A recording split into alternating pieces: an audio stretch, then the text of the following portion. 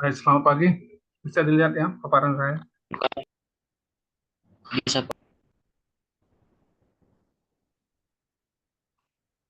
Baik, sebelum saya lanjutkan, saya umumkan bahwa minggu depan kita tidak ada kuliah karena saya kontrol berobat ke Penang ya. Minggu depan hari Senin tidak ada kuliah, kita akan cari pengganti yang pada suatu saat karena saya akan ke Penang hari Minggu eh, untuk berobat kontrol. Baik, kita lanjutkan pemulihan tanaman menyerbu sendiri. Pada kuliah-kuliah sebelumnya kita telah menggolongkan tanaman itu atas tiga kelompok besar, yaitu tanaman menyerbu sendiri, yang kedua tanaman menyerbu silang, dan yang ketiga tanaman menyerbu silang sebagian. Ada definisinya, ada ukuran kuantitatifnya. Ya. Nah, kepada tanaman-tanaman pada kelompok tersebut ada metode-metode pemulihan tanamannya. Kita sudah tahu bahwa tujuan pemulihan tanaman adalah menciptakan genotipe-genotipe yang mempunyai kuantitas atau kualitas produksi yang lebih baik dan eh, mempunyai daya adaptasi yang tinggi pada lingkungan yang berbeda. Nah, kita pertama bicarakan dulu pemulihan tanaman pada tanaman menyerbu sendiri.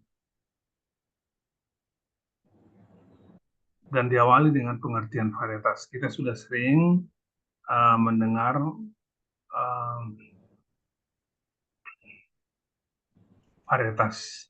Tapi apa pengertian varietas?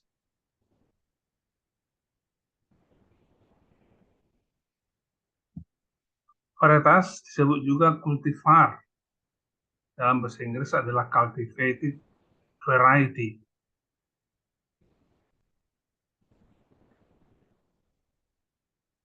Jadi varietas adalah sekumpulan tanaman yang mirip yang dapat dibedakan dari varietas lain dalam spesies yang sama.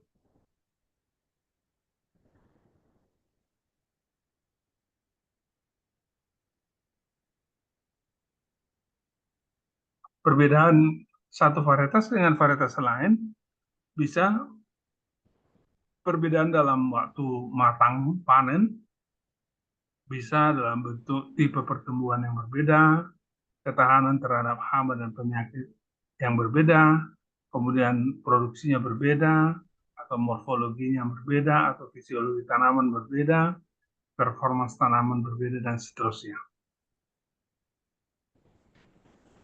Contohnya kacang kedelai. Kacang kedelai itu familinya adalah Leguminosa, Leguminosae. Genusnya adalah Glycine, spesiesnya adalah Max. Jadi kalau ditulis sebenarnya kacang kedelai itu spesies dan genusnya adalah Glycine Max. Nah, varietasnya banyak, di antaranya adalah Forest, William, dan beberapa yang lain. Atau disebut juga kultivarnya Forest, William, dan beberapa uh, varietas lain. Nah, penggunaan kata kultivar umumnya digunakan dalam literatur ilmiah.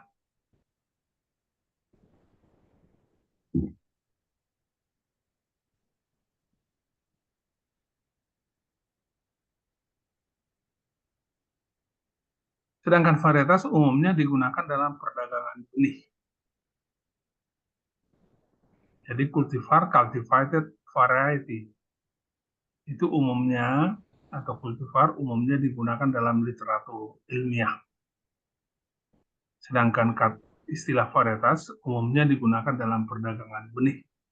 Seperti saya katakan tadi, varietas Forest, varietas William, berarti kita bicara tentang penamaan-penamaan pada perdagangan benih. Tapi kalau kita katakan kultivar Forest, kultivar William, berarti kita sedang berbicara tentang scientific literatur ilmiah. Dua karakter penting dari varietas.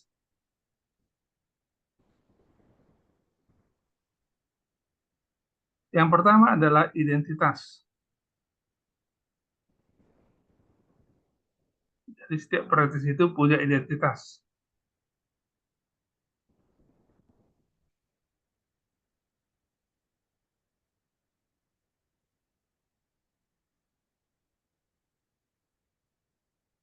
Penciri yang membedakannya dari varietas lain.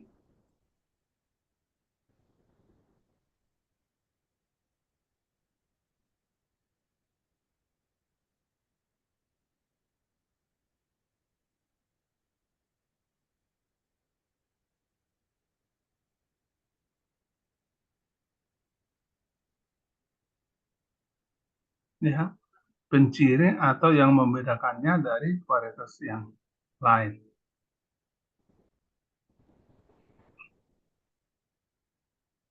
Yang kedua adalah reproduksibilitas. Penciri tersebut harus dapat direproduksi, tidak dapat dikenali pada turunannya, pada tanaman. Misalnya kalau pencirinya, identitinya adalah misalnya uh, kalau dia padi misalnya, bijinya panjang-panjang. Nah, kalau kemudian padi ini ditanam, maka eh, padi ini menghasilkan turunan yang bijinya juga panjang-panjang. Jadi pencirinya, ya pencirinya, padinya panjang-panjang, bulir padinya panjang-panjang.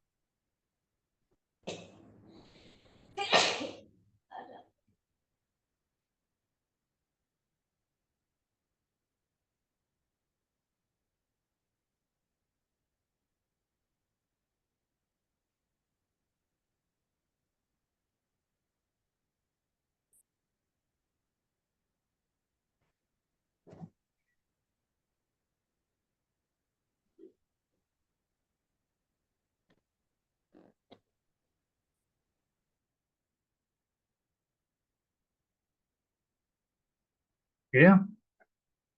Kita lanjutkan dengan itu pendahuluan tadi tentang pengertian varietas kultivar dan penciri dari kultivar atau varietas.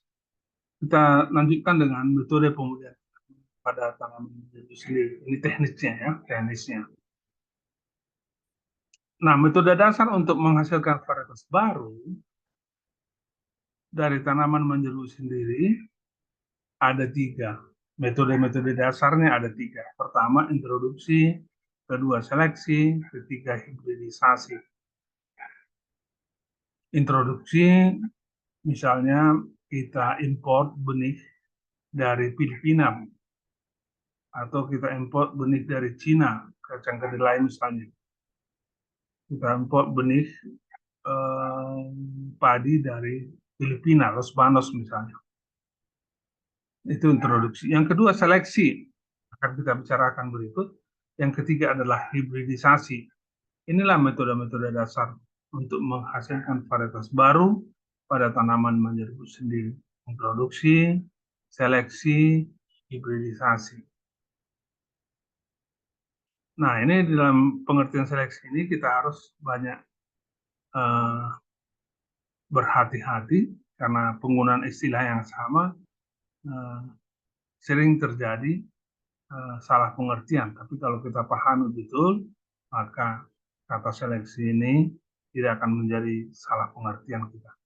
Seleksi meliputi penyortiran dan perbanyakan genotipe-genotipe secara individu-individu atau kelompok-kelompok dari populasi yang bercampur atau dari populasi yang sedang bersegregasi. Penyortiran, perbanyakan genotipe, dimulai dari penyortiran sampai perbanyakan genotipe tersebut, apakah secara individu atau kelompok-kelompok, dari populasi yang tercampur, artinya belum seragam populasi itu, tidak seragam populasi. Populasi itu berbeda-beda secara genetik. Tanaman yang ada dalam populasi itu berbeda-beda secara genetik. Itu mungkin disebabkan oleh uh, tanaman itu sedang mengalami segregasi. Kita sudah pelajari di genetika apa yang dimaksud dengan segregasi. Jadi uh, apa namanya komposisi dari genotipenya uh, bersegregasi. Jadi misalnya di populasi itu ada A dominan, A dominan, A dominan, A resesif, dan A resesif, A resesif. Jadi 3 genotipe. Jadi sedang bersegregasi genetik dari tanaman itu. Jadi kegiatannya mencakup penyortiran dan perbanyakan. Ada syaratnya agar seleksi itu efektif, yaitu harus ada variabilitas genetik yang dapat diidentifikasikan. Jadi kalau tadi saya katakan ada genotipe homozigot dominan, ada genotipe heterozigot, dan ada genotipe homozigot resesif. Jadi umumnya kita dapat bedakan yang homozigot resesif dengan homozigot dominan dan heterozigot. Homozigot resesif misalnya umumnya pendek tanamannya misalnya, kita bisa kenali kalau satu gen sebagai pengendali dari karakter ini. Jadi agar seleksi efektif, maka kita harus dapat membedakan, mengidentifikasi variabilitas genetik dari tanaman tersebut. Kemudian variabilitas genetik tersebut harus pula dapat dibedakan dari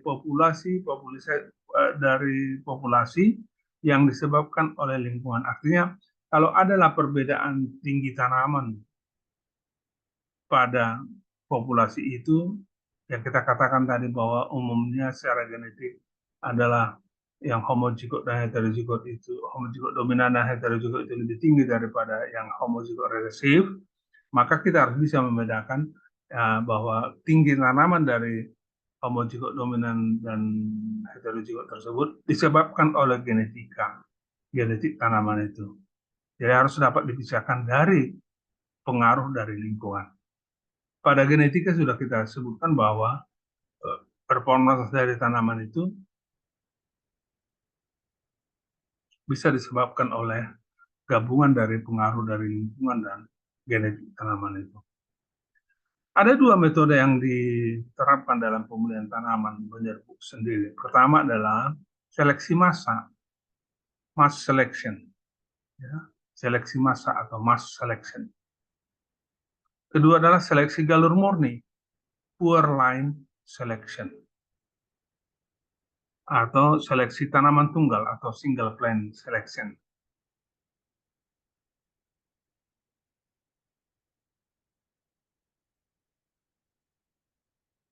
Nah, kita bicarakan dulu tentang seleksi massa. Kita tahu kata dasar massa itu mass, itu berarti banyak. Ya. Jadi jika sekelompok tanaman yang mirip fenotipenya diseleksi, itu tadi disortir maksudnya ya, dilakukan penyortiran. Kemudian dipanen, serta biji-bijinya dicampur. Maka campuran tersebut dikenal seleksi massa. Jadi campuran biji-biji tadi disebut juga seleksi massa. Prosedurnya juga disebut seleksi massa. Nah, kalau sejak awal kita sudah mengerti bahwa biji-biji campuran tadi itu juga disebut seleksi massa, metodenya juga disebut seleksi massa. Nah, karena kita menseleksinya dengan